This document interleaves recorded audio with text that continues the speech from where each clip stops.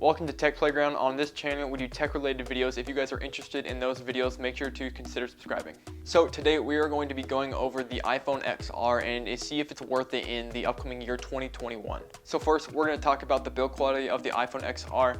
And since 2018, when it came out, there hasn't been any major improvements on the build quality of phones. They're still using steel, metal, and glass. But if we're going to talk about the physical aspects of what can get into the phone, like water and dust, then that has improved a little bit over the past few years. So if we're going to compare the iPhone XR to the newer models, such as the iPhone 12, the iPhone XR has an IP67 rating, meaning it can be dunked into 1 meter of water for 30 minutes. Compared to the iPhone 12, it can be dunked into 6 meters of water for 30 minutes. So the newer phones have an advantage in that aspect, but if you're not worried about dropping into a pool, then the iPhone XR is plenty fine in that regard. Next, we're going to talk about the display and battery of the iPhone XR.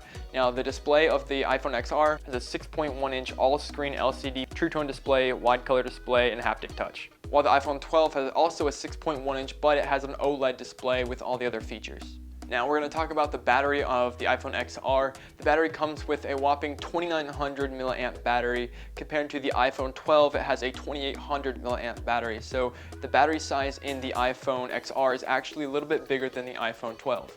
Now, maybe because the iPhone 12's Bionic 14 processor chip can disperse the juice a little bit better in that phone compared to the iPhone XR, I'm not 100% sure. So if we're going with battery capacity, the iPhone XR actually has a bigger battery. Next, we're going to talk about the performance of the iPhone XR. And if you compare the XR up to the newer phones such as the 12, then there is a little bit of difference with the newer chip in the 12. Now, honestly, there isn't that big of a difference. There's only a slight delay when opening apps. And in my honest opinion, I don't think that split 1 to 3 second when opening a certain app is going to be a huge deal breaker between a few $100s. And probably a little bit of the reason why the iPhone 12 can open apps a little bit quicker is because the iPhone 12 has 6 gigs of RAM while the iPhone XR only has 3 gigs of RAM. So under the camera quality, the iPhone XR has a back-facing camera of 12 megapixels with a 1.8 aperture, while the front-facing camera has a 7 megapixels, and the front-facing camera can record at Full HD, while the back camera can record at 4K.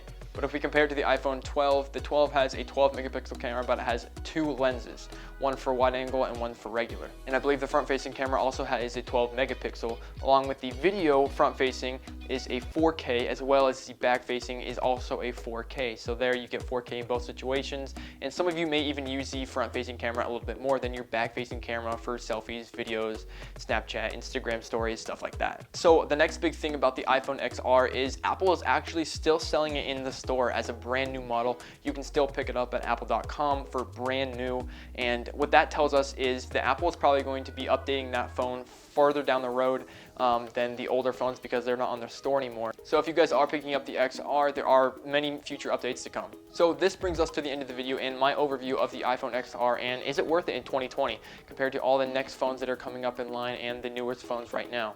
And from the specs that I laid out from the iPhone XR to the iPhone 12 in a 2-year gap for an extra few $100s, I honestly don't think it's worth it. I bought this phone used for $300 and I believe the iPhone 12 goes for somewhere around $800 brand new. And the $400 difference, not $500 difference there just isn't worth it in my opinion with just a little bit of extra specs that you get with the phone. So if you guys are looking to upgrade to an iPhone XR, or if you guys are looking to downgrade and get out of the plan from your carrier and go to a phone that you can afford, the iPhone XR is a fantastic choice for about $300 to $400 used. You can also pick it up on apple.com for $499 brand new. But that's going to be it, guys. If you enjoyed this video, make sure you hit the thumbs up button, subscribe for more content just like this, and we'll see you guys in the next video. Peace.